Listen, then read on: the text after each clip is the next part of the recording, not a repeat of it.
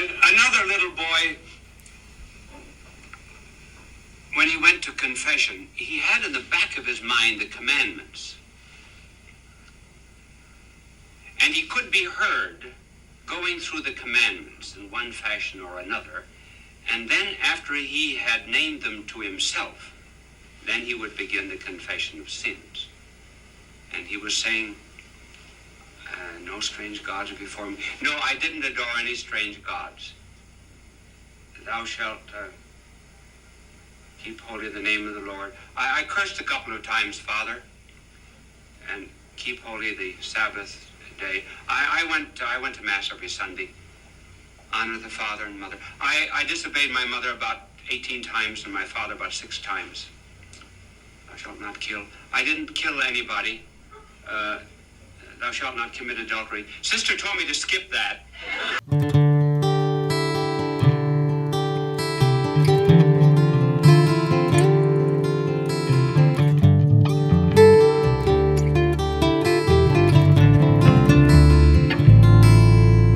Travel along, Catholic pilgrims, for 1 year as we learn from Venerable Fulton Sheen, one of the greatest Catholic teachers in modern times. Join me, Amy Thomas, once a week for a short reading out of Bishop Sheen's book, Way to Inner Peace. Hello, Catholic pilgrims, and welcome to week 51. This is our last reading in the U section, and now we are entering into our very last section, which is entitled Faith.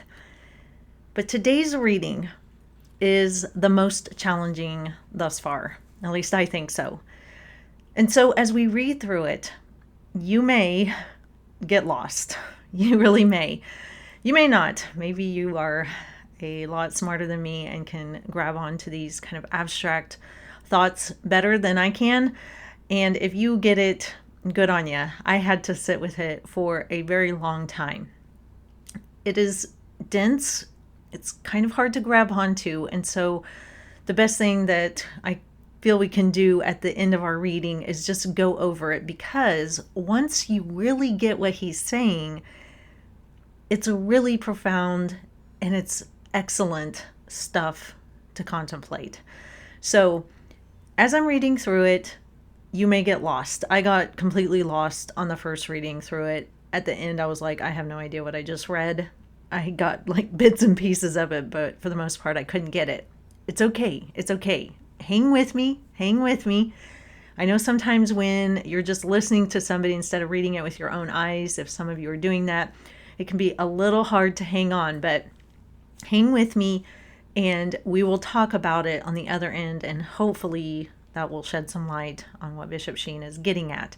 So our topic for today is how things go wrong, and our 3 key points are perfection, choices, and true goods. Number 51, how things go wrong. It is easy to understand why an alcoholic gets drunk, a robber steals again, and an unhappy man criticizes others. But why is it that a habitually sober man may get drunk, a kind person be cruel to another, and an otherwise devoted husband be unfaithful to his wife?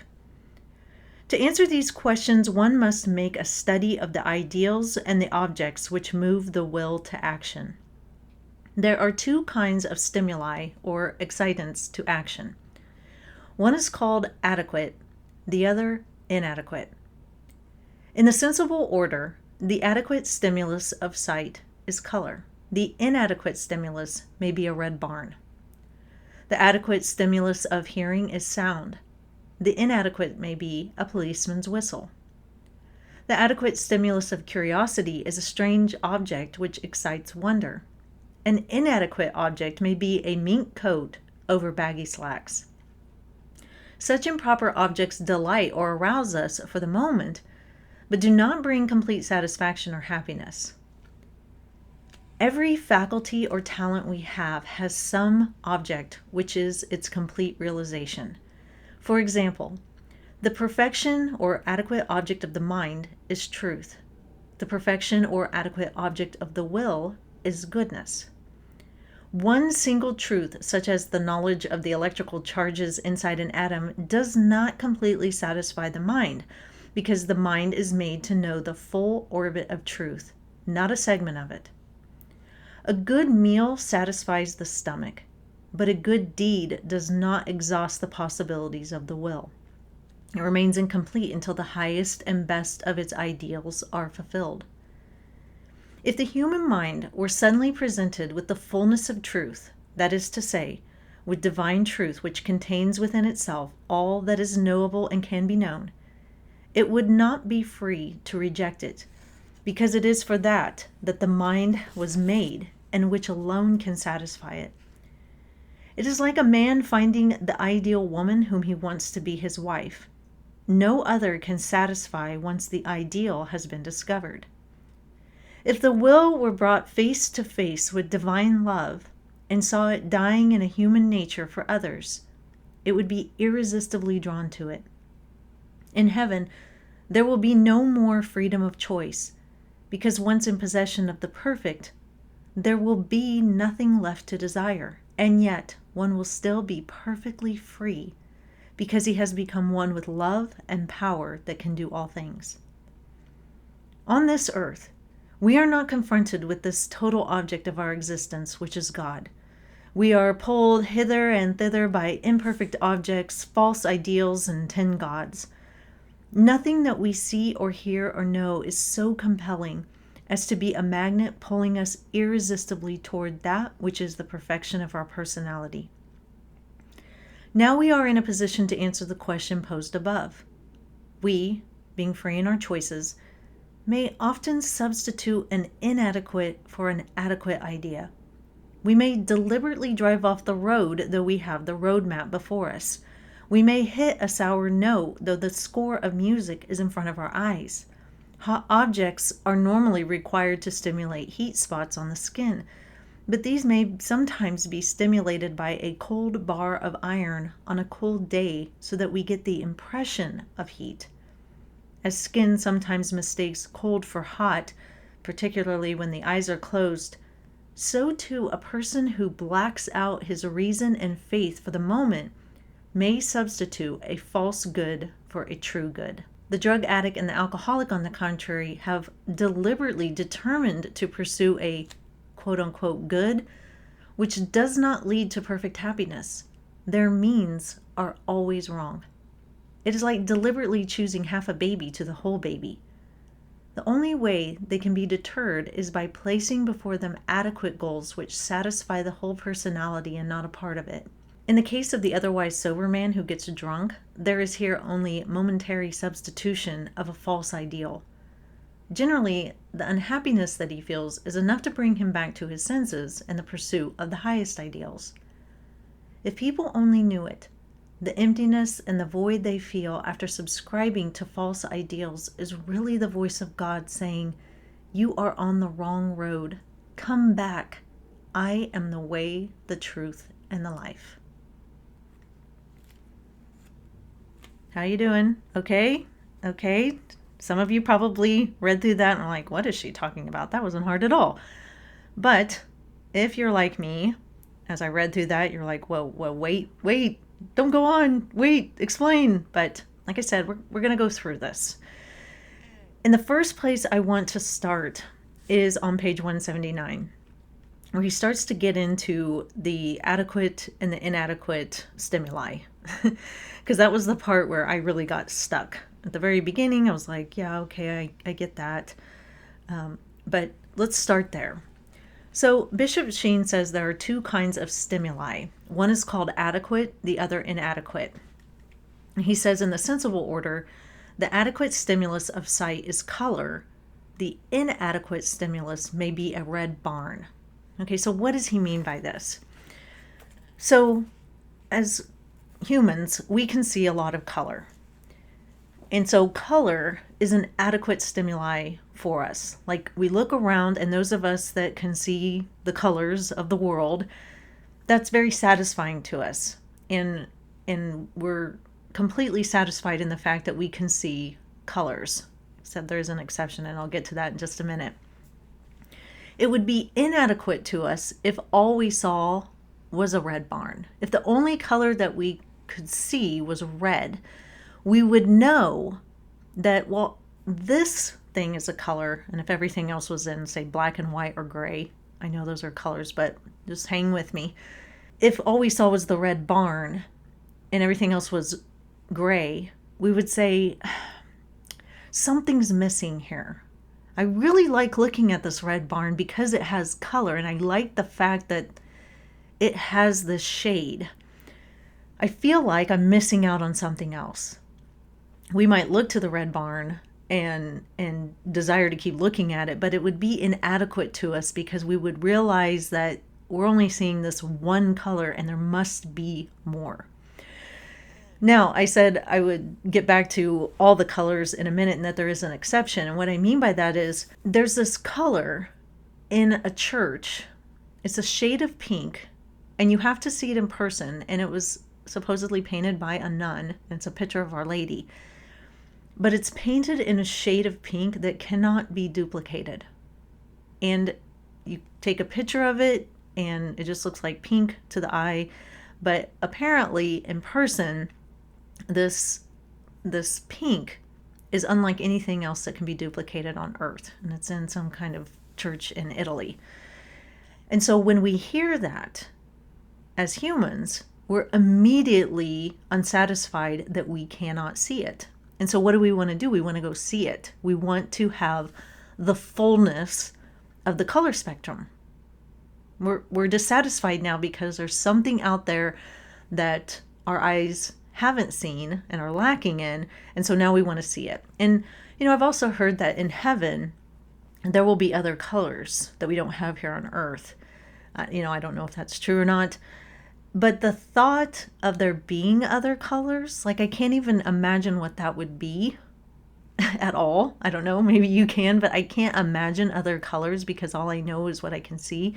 But just the thought of there being colors that I have not seen leaves me a little unsatisfied, almost.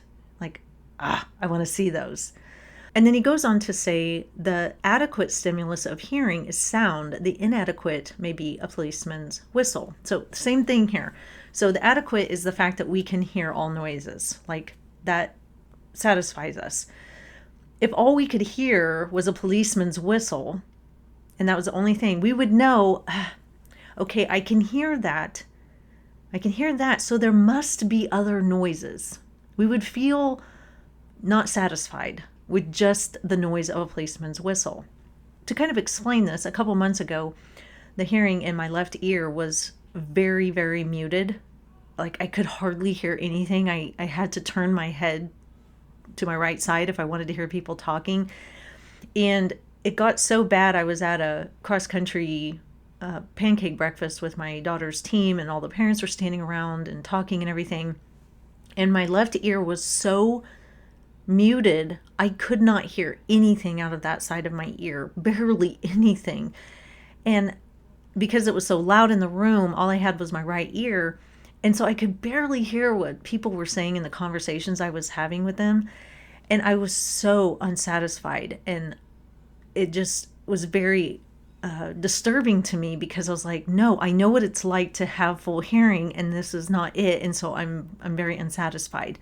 And so again, we would be unsatisfied if we could hear one sound, such as a policeman's whistle, but nothing else.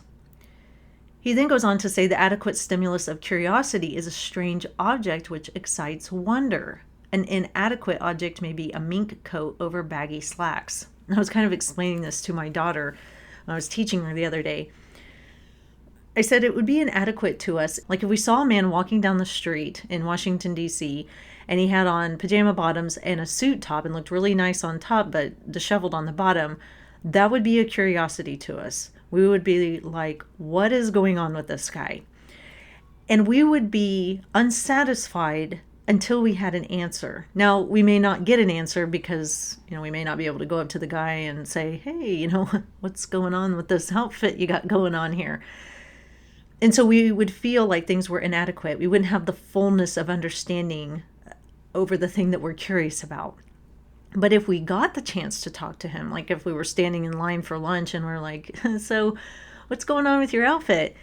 And he gave us an explanation like, oh my gosh, I woke up and I had a Zoom meeting and I had to get to the office, but I couldn't find any of my pants. Most of them are at the dry cleaners. And so I just threw on my best suit top and I had my pajama bottoms on because they're only going to see the top half of me. And so that's why I look like this. I know it looks ridiculous, but I had no other choice.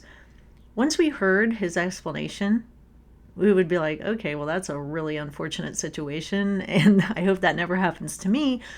But our curiosity would be satisfied because then we would know, the story behind the interesting, odd thing that we were seeing. So then he says at the very end of that paragraph, he says, such improper objects delight or arouse us for the moment, but do not bring complete satisfaction or happiness. So think about it. If you saw a red barn, for a moment it delights you. You're like, oh, it's such a cute red barn. Or if you heard a beautiful flute playing, for a moment you're like, oh, that's so beautiful. I love that. Or if you saw something very weird and curious, for the moment you're going to have your interest piqued, but after a while that's going to go away. And so these improper objects for a time delight and arouse us, but they don't have that lasting effect. So then Bishop Sheen moves down into the next paragraph where he says, every faculty or talent we have has some object which is its complete realization. For example, the perfection or adequate object of the mind is truth. The perfection or adequate object of the will is goodness. He goes on to say, one single truth, such as the knowledge of the electrical charges inside an atom, does not completely satisfy the mind, because the mind is made to know the full orbit of truth, not a segment of it. That's very true, isn't it? Because when we learn just a little piece of something, let's say about atoms and electrons and protons, it really does excite a curiosity within us, teaching my son the very basics of that in his 3rd grade class. He still has a lot to learn, but it's very interesting to him. He wants to know more and more, and he's completely unsatisfied with the very basic knowledge I give him. But that's about all he can handle right now until he learns some other things. But his curiosity is piqued because he wants to know more truth about atoms and what they're composed of. And he won't be satisfied until he really gets it and understands it. And that's how we are with anything. When we don't understand it and we're just learning it, we're frustrated and we want to master it. We want to know the truth of it all. Think of just learning to read. When you first start out, you're frustrated. You're just learning the sounds. How do they go together? Oh, I'm never going to get this. And we persevere and we want to learn to read until we have the full knowledge of how to read. And then we're satisfied. And then we move on, to learn something new and different and grow in our intellect. That's how it is with a God. It seems to me that so many of us go through, vacation Bible school and CCD or, Sunday school, as it was called when I was going through that. We go through that and, we get that foundational level of knowledge for our Christian faith. And then, people get into high school and they go through confirmation, either through middle school or high school, and they get all this knowledge and the teachers are trying really hard to instill this love of the faith in them. And once they've been confirmed, so many people just kind of drop away from their faith and they stop pursuing the fullness of truth, because honestly, in this lifetime, we will never fully get a firm grasp on all that has to do with God. Bishop Sheen even says as much. He says at the bottom of the page, if the human mind were suddenly presented with the fullness of truth, that is to say with divine truth, which contains within itself all that is knowable and can be known, it would not be free to reject it, because it is for that the mind was made. Our mind was made to pursue God and to seek truth about him. It really is. We're not going to be satisfied until we get to heaven, like Bishop Sheen says in our readings. And there's a reason why God has given us limited knowledge about him, because he wants that hunger to continue to burn within us. We aren't completely satisfied. We don't know everything about him. He's still a bit of a mystery. There's a lot to still learn, and it should cause us to continually pursue him for the rest of our lives, to read scripture as much as we can, to pray, to learn about the saints, to read the church fathers, to read the saints' work. All of those things, our love of the truth and our pursuit of it should cause us to do that. But so often we just fall away from it, and we're not satisfied, and we do feel empty. And that's what Bishop Sheen talks about at the very end. We have that emptiness inside us, like everything just kind of feels hollow and shallow, and I just feel kind of empty. And Bishop Sheen says that emptiness and that void that we feel is God's voice saying, come back to me, come back. I am the way. If you continually pursue me, you're going to find a lot more satisfaction than if you go out after things of this world. But that's how things go wrong. And that's what he's getting at in our readings today. So often we pursue the inadequate, and we go after things that delight or please us for a bit, but are not satisfying. But yet we continually go back to them. That's why he's talking about the drug addict and the alcoholic. They think that the drugs or the alcohol are an actual good for whatever reason. They either like the feeling it gives them, or it helps them to numb a pain or something like that. And then they get addicted, of course. And in order to just feel normal, they need those things to not feel sick. And so they continually and deliberately pursue them because they think it's an actual good. But there are others of us that we know they're not necessarily good. And I'm not saying it's bad to have, a glass of wine or a beer or anything like that, but to drink till you're drunk, we know that's bad. But there are times when, instead of pursuing a true good, that which we know is a true, adequate good, we go for the inadequate thing. Even though we know it's inadequate, we go for the inadequate thing.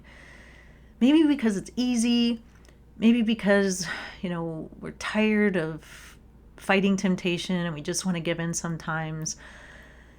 Maybe because we're being pressured, because the world definitely pressures us to go after the inadequate things, which is so interesting to me when you think about it. The world wants you to be unsatisfied with inadequate things, yet the message it tries to deliver us is, you will be satisfied if you completely indulge yourself in inadequate things.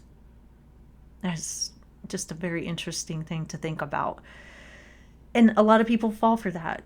All of us fall for that at some point or other, right? We all do. And so a lot of us, thankfully, once we go after the inadequate thing, we wake up and we realize, whoa, that was not smart. That was not good. I don't want to do that again. It didn't really bring me any happiness. And that was a mistake. So I'm just not going to do that again. But sadly, like I just said, the message of our culture and of our world is, no, just keep going back to that inadequate thing. Or find another inadequate thing over here to distract you or to try to find pleasure in. So we really have to come to two conclusions, I think. The first is, we're never going to be fully satisfied in this life. And that's okay. We shouldn't expect anything here on earth to completely and fully satisfy us. But that shouldn't make us despair. Because God has placed so many goods here on the earth, so many true goods, so many adequate goods, that can lead us evermore towards true perfection, which is heaven. That's where we're going to have everything satisfied. We're going to have knowledge that we didn't have here on earth. And so we're going to be utterly and completely happy, but we're still, like he says, going to also have free will, but we're going to use it only for the good. The other realization is we have to use our choices wisely. Yes, it's easy to go after the inadequate things. And yes, we will be told that that's where happiness and joy and satisfaction is found. But we really do know that that's not true. And so we have to use our choices to go after true goods that will be more satisfying to us here on earth, and that ultimately open our eyes to the perfection of God. All of the true goods here on earth, if you think about them, your children, the love of your spouse, nature, giving to other people, the way you feel when you give to other people, going to mass, to church, going to the sacraments, all of those things are ways that the door to perfection is opened more and more for us. Every time we go to mass, every time we do something good, every time we love more, the doors just keep opening for us that show us who God truly is. And hopefully that's what we seek on our pilgrimage through life.